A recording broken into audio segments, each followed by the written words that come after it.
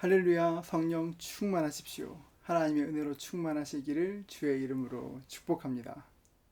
며칠 전 잠들기 전에 코로나에 관한 것들을 몇 가지 검색했었습니다.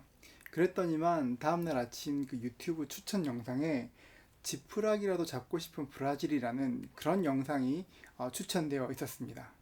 제목을 보고 브라질에도 코로나가 심한가 보다 그렇게 하면서 영상을 눌렸는데, 뜻밖에도 그 영상은 브라질 성도들이 병원 앞에서 기도하는 영상이었습니다.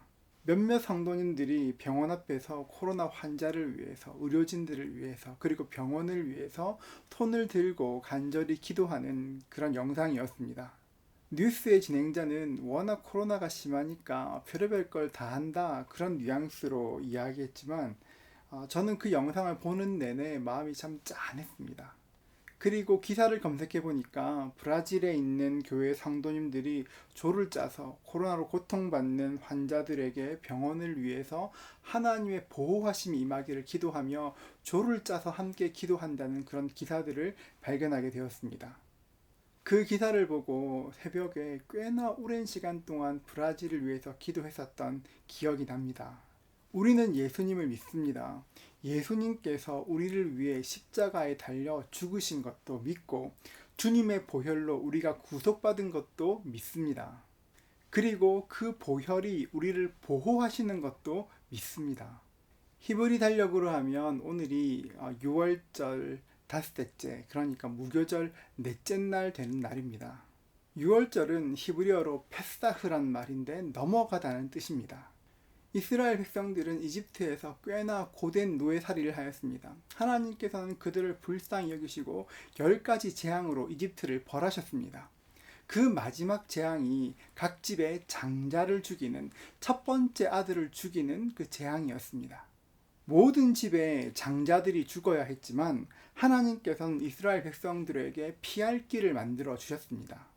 어린 양을 잡아 그 피를 문설주와 좌우 임방에 바르면, 그리고 그곳에 머물러 있으면 죽음의 천사가 건너뛸 것이라고, 건너갈 것이라고 말씀해 주셨습니다. 우리는 출애굽기의 말씀을 알기 때문에 어린 양의 피를 문지방과 좌우 임방에 바르는 것을 대수롭지 않게 생각합니다. 그렇게 하면 하나님께서 이스라엘을 구원하는 것을 알기 때문에 당연하게 생각합니다. 그러나 이 말씀을 처음 받았던 이스라엘 백성들에게 이 일은 꽤나 생소한 일이었을 것입니다. 양을 잡는다. 이것은 누구나 납득할 만한 일입니다. 양을 잡을 수 있습니다. 그런데 그 피를 문설주와 좌우 임방에 바르는 것은 또 다른 문제입니다. 사람들은 누구나 피를 보면 놀랍니다. 저는 사마리아에서 6월절 예식에 참여한 적이 있습니다. 사마리아에서는 지금도 6월절이 되면 양을 잡습니다. 성경과 조금 다르긴 하지만 대제사장의 인도를 따라서 거의 100마리 정도의 양을 한꺼번에 잡습니다. 제사장의 기도가 끝나고 나면 양을 잡는데 그 날카로운 칼로 양의 목을 긋습니다. 그러면 그와 동시에 그 그리심산 꼭대기 전체에 그 양의 피비린내가 엄청나게 납니다. 저는 사마리아 6월절 예식을 다녀온 후로부터는 출애굽기 12장에 나오는 6월절 말씀을 읽을 때마다 그때 그 장면을 한번 상상해 보곤 합니다. 100마리만 잡아도 피비린내가 진동하는데 50만 명이 한꺼번에 양을 잡으면 그 냄새, 그 비명소리가 어땠을까? 그리고 그 피를 다 임방에 발랐을 때 어땠을까? 그런 생각을 해보곤 합니다. 언뜻 순종하기 어려운 명령이었을 수도 있습니다. 그러나 하나님 말씀에 순종해서 양을 잡고 그 피를 발랐을 때에 구원의 은혜가 임하게 되었습니다. 레위기 17장 11절은 말합니다. 육체의 생명은 피에 있음이라. 내가 이 피를 너희에게 주어 제단에 뿌려 너희의 생명을 위하여 속죄하게 하였나니 생명이 피에 있으므로 피가 죄를 속하느니라. 피라는 것이 참 설명하기 힘듭니다. 성경은 피에 생명이 있다 말씀하시고 그 피가 죄를 속한다고 말씀하십니다. 그러니까 성경적 원리로 하면 생명으로 생명을 대신하게 되는 것입니다. 생명으로 죄를 가리는 것입니다. 유월절 어린 양의 피를 문설주와 임방에 바른 것은 생명으로 생명을 대신한다는 것이고, 이것은 장차 우리를 위해 흘려주실 예수님의 보혈을 상징하는 것입니다. 출애굽의 밤, 그 어린 양의 피가 이스라엘 백성들을 보호했던 것처럼 예수님의 보혈이 그 생명으로, 예수님의 생명으로 우리의 죄를 가리고 우리를 보호하게 됩니다. 그것이 영적인 원리입니다. 민수기 21장을 보면 광야를 지나던 이스라엘 백성들이 불평하였습니다. 그러자 하나님께서는 불뱀을 보내셔서 백성들을 심판하셨습니다. 민수기 21장 6절은 말합니다. 여호와께서 불뱀들을 백성 중에 보내어 백성을 물게 하심으로 이스라엘 백성 중에 죽은 자가 많은지라. 하나님께서 불뱀을 보내셨다는 것은 광야에 없던 뱀을 보내신 것이 아닙니다. 원래 광야에는 불뱀이 있습니다. 지금도 이스라엘 광야를 지나가다 보면 갈색의 그 짤막한 뱀이 얼마나 많은지 모릅니다. 그들은 광야에 있었지만 그때까지 불뱀으로부터 해를 당하지 않았습니다. 뱀이 없어서 그런 것이 아닙니다. 하나님께서 은혜의 손으로 덮어주셨기 때문에, 보호하셨기 때문에 그렇게 된 것입니다. 하나님께서 덮어주셨기 때문에 그 불뱀이 이스라엘 백성들을 해할 수가 없었습니다. 말씀에서 하나님께서 불뱀을 보내셨다는 것은 없던 뱀을 만들어 보내신 것이 아니라 하나님께서 그 보호하시던 그 손을 일시적으로 거두신 것을 뜻하는 것입니다. 이스라엘 백성들을 해하려고 했던 불뱀이 광야에 가득했던 것처럼 우리가 사는 세상에도 우리를 해하려고 하는 악한 세력들이 있습니다. 우리를 넘어뜨리려고 하는 사탄, 마귀의 공격이 있습니다. 마귀는 하나님께서 우리에게 주신 복을 도둑질하고 우리를 죽이려고 하고 멸망시키려고 합니다.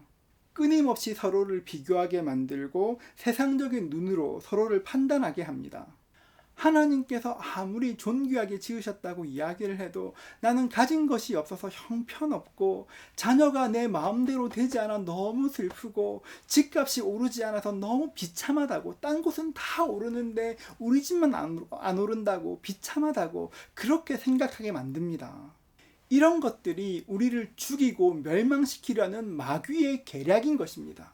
마귀의 계략이 우리를 넘어뜨리려고 할 때, 마귀의 계략이 우리를 슬프게 하고 비참하게 할 때, 그 순간 우리가 해야 될 일이 있다면 예수님의 보혈의 그 능력을 의지하는 것입니다. 그때가 바로 주님의 보혈을 의지할 때인 것입니다.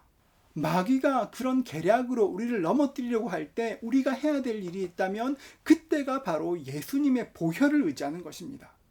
우리의 죄를 덮으시고 우리를 의롭게 하시는 주님의 보혈만 의지하는 것입니다. 갑자기 불안이 몰려올 때, 마음이 우울해질 때, 아니면 내 마음이 높이 높이 올라갈 때, 그때 해야 될 일이 무엇입니까? 주님께 보호를 구하는 것입니다. 하나님, 내 마음을 주의 보혈로 덮어주시옵소서. 나의 비참함을 주의 보혈로 덮어주시옵소서. 나의 우울함을 주의 보혈로 덮어주시옵소서. 나의 교만함을 주의 보혈로 덮어주시옵소서. 주의 보혈의 능력을 구해야 되는 것입니다. 그러나 한 가지 기억해야 될 것은 주님의 보혈, 예수의 피는 결코 주문이 아니라는 것입니다. 어떤 사람들은 기도할 때 그저 예수의 피, 예수의 피, 예수의 피, 끊임없이 예수의 피만 반복합니다. 어떤 주문처럼, 만트라처럼 계속 반복합니다. 그런데 여러분, 예수의 피가, 예수의 보혈이 그렇게 역사하는 것이 아닙니다. 예수님의 보혈은 예수님을 믿는 그 인격 가운데 역사하시는 것이지 예수의 피라는 그 단어에 역사하는 것이 아닙니다. 여러분, 어떤 경우에도 예수님과의 인격적인 관계를 기억하십시오. 인격이신 그분을 소중히 대하십시오. 그럴 때 예수님의 그 놀라운 보혈의 능력이 우리에게 역사하게 되는 것입니다. 지금 코로나가 유행하는 것처럼 미국의 남북전쟁 당시에도 극심한 유행병이 있었고 수많은 사람들이 손도 쓰지 못하고 죽어갔습니다. 그때 뉴욕에 로버트 로울이라는 목사가 사역하고 있었습니다. 그는 그때 그 상황이 너무 비참하게 느껴졌습니다. 도무지 희망이라는 것이 보이지 않았습니다. 어느 날 신방을 마치고 집에 돌아와서 의자에 털썩 주저앉아서 기도하기 시작했습니다. 그러다가 그만 지쳐 잠들었습니다. 깜빡 잠들었는데 그런데 그 꿈에 예수님께서 찾아와 주셨습니다. 예수님께서 찾아와 주셔서 예수님의 피 묻은 손으로 하늘의 문을 여시는 것을 보았습니다. 그 순간 깊은 영적인 이해가 생겼습니다. 지금 상황이 너무 절망스럽지만 예수의 피를 의지하면, 예수의 보혈을 의지하기만 하면 예수의 피가 하늘 문을 여는구나, 하나님께서 해결하시는구나, 그 사실을 깨닫게 되었습니다. 그리고는 벌떡 일어나서 정신없이 시를 써내려가기 시작하였습니다.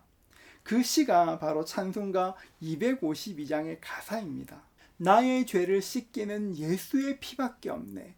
다시 성쾌하기도 예수의 피밖에 없네. 나를 정쾌하기는 예수의 피밖에 없네. 사죄하는 증거도 예수의 피밖에 없네. 영원토록 내 할 말 예수의 피밖에 없네. 예수의 흘린 피 나를 정쾌하오니 귀하고 귀하다 예수의 피밖에 없네. 그는 보혈 가운데 충만하게 역사하시는, 보호하시는 하나님의 능력을 경험했던 것입니다. 여러분, 예수의 피, 예수의 보혈, 어쩌면 너무 자주 들어왔던 것이라 귀하게 여겨지지 않기도 하고, 어쩌면 지금 우리의 문화와 너무 달라서 옛날에는 모르겠는데 지금은 좀 그럴 수도 있을 것입니다. 그러나 우리가 알아야 될 것은 예수의 피 말고는 그 무엇도 우리를 죄에서 구원할 수가 없고 우리를 보호할 수도 없다는 것입니다. 여러분, 주님의 보혈의 능력을 의지하실 수 있기를 축복합니다. 주님의 보호를 선포하시고 주님의 보호를 기도하십시오. 예수님을 의지함으로 날마다 보혈의 능력을 경험하고 그 보혈로 새롭게 되는 저와 여러분 되시기를, 주의 보호를 누리는 저와 여러분 되시기를 주의 이름으로 축복합니다.